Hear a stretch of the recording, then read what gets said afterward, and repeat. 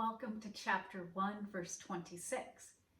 In this sutra, you see one of the most fundamentally powerful words that gets thrown around a lot in spiritual practice, and that is guru. Guru. You could spell it G-U-R-U, G-U-R-U-H, guru. And so it's really composed of two parts. Gu, that part of you where the light is hidden. And then ru, the removing of the obstacle that hides your light. So the first part is just recognizing that you have this beautiful light of the divine within you, and yet it's not being seen. And so ru, to remove and bring light to the darkness. So guru, or sat guru, and sat means truth, like the true guru.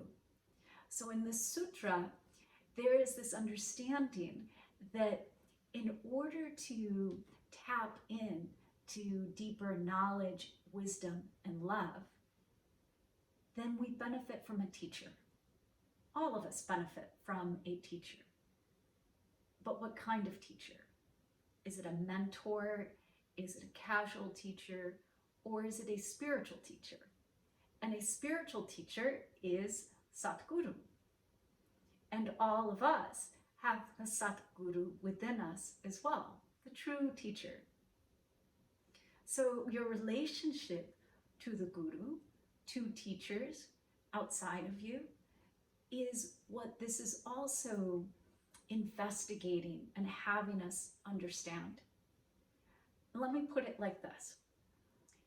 If your teacher is connected to yoga and you are connected to your teacher, then you are connected to yoga. Everything that your teacher knows, all wisdom, all knowledge, spontaneous wisdom, and all that has been learned through right effort, you will then know and understand. Because there is what's known as Shakti, this transmission of the energy that I have, that us, just by being in relationship to one another, if your heart is open, you will receive everything that I know. And so I've had a student many, many years ago in Costa Rica on a teacher training say to me, like, wow, I wish that you were like an iPod. And this is back in the day when they were still like relatively new. And I could just download everything you know. If I bought you a brand new iPod and I said, hey, can you just put your whole library of music on that one?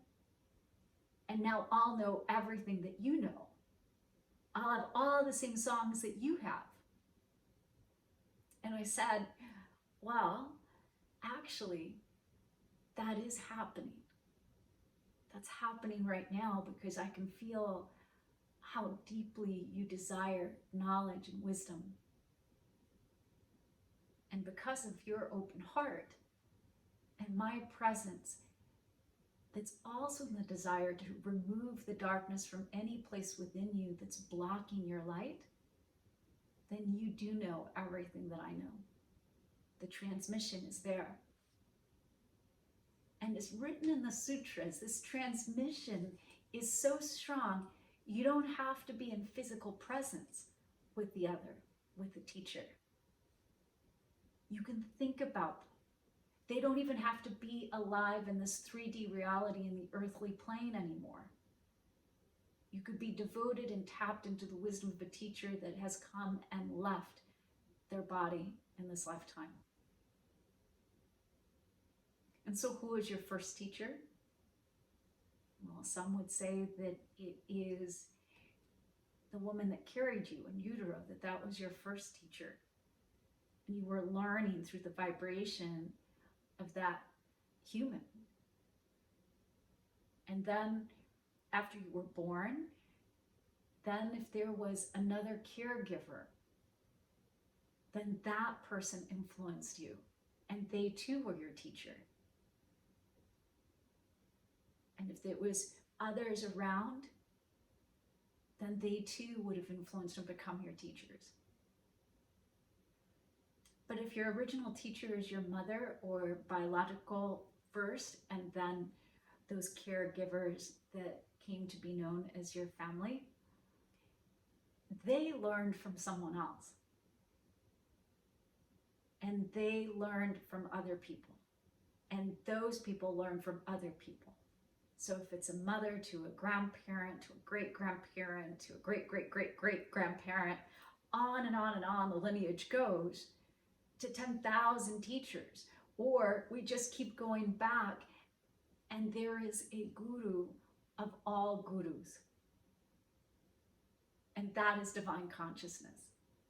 That knows no limit in knowledge, wisdom, and love. That is timeless, that is without being limited by a certain time period. It's infinite. And so that again explains how we can tap in to this beautiful wisdom through our teachers. And we all benefit from mentors and teachers. It's up to you to decide how teachable you are. And so some of the ways that I'll theme about this one in a practical way in yoga classes is I'll ask the question at the start of class, are you teachable? And I'll have people have even a little conversation with the person next to them about what their answer to that is. Because those that are not teachable can't tap in to this eternal wisdom, knowledge, and love. If you say like, no, I have to learn everything only by myself, I only know what I want to know. No, I know everything and I don't need to know more. If you're not teachable, then you're missing this beautiful opportunity, right? And another way that I'll theme is, I call this class, are you a student of life?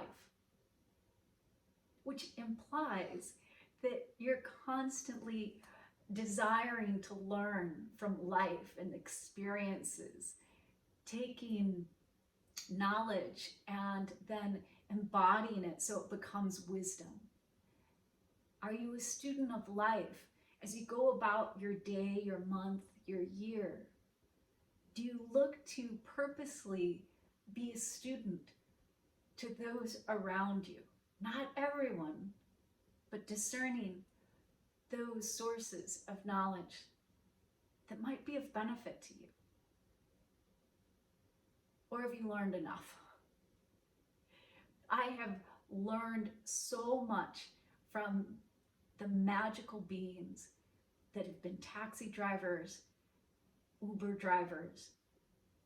I am not kidding when I say, when I'm in the state of openness as a student of life, these very mystical happenings occur where I'm sitting in the back of a taxi or of an Uber, and that person in front is dropping deep, deep wisdom into my life, into my being, and it's exactly what I need to hear. It's exactly what I'm trying to learn about, and I walk away thinking, one, I should have paid more, but I walk away thinking, wow, how great is this universe that it's so filled with wisdom teachers, which is a term from Buddhism.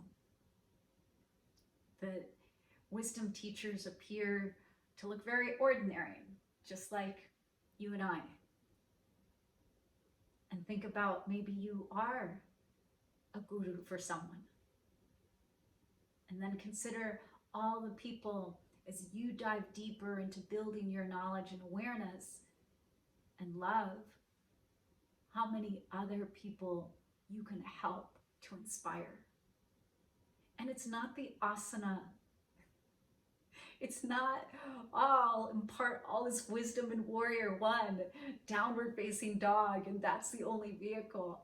Oh my goodness, that's the least interesting, and it's such a small, tiny part of yoga. And in this sutra, it's understood, and Swami Satchidananda goes into detail about this, that all religion comes from yoga. This predates everything. This universal knowledge, wisdom, and infinite love. So think about it, and think about how you can be more teachable, how you can call in the resources, mentors, and teachers that you so desire and would so benefit from, and continue your growth in your own personal journey. It's so easy. When we look at a plant, the only thing that distinguishes if the plant is alive or dead is if the plant is growing. To me, when the plant is growing, it is a student of life. It is receiving information. It is receiving knowledge. It is receiving the sun. And it wants to evolve and keep growing. And can we do the same? From my heart to your heart to the heart of the universe, may you love yourself, love your day, and love your life.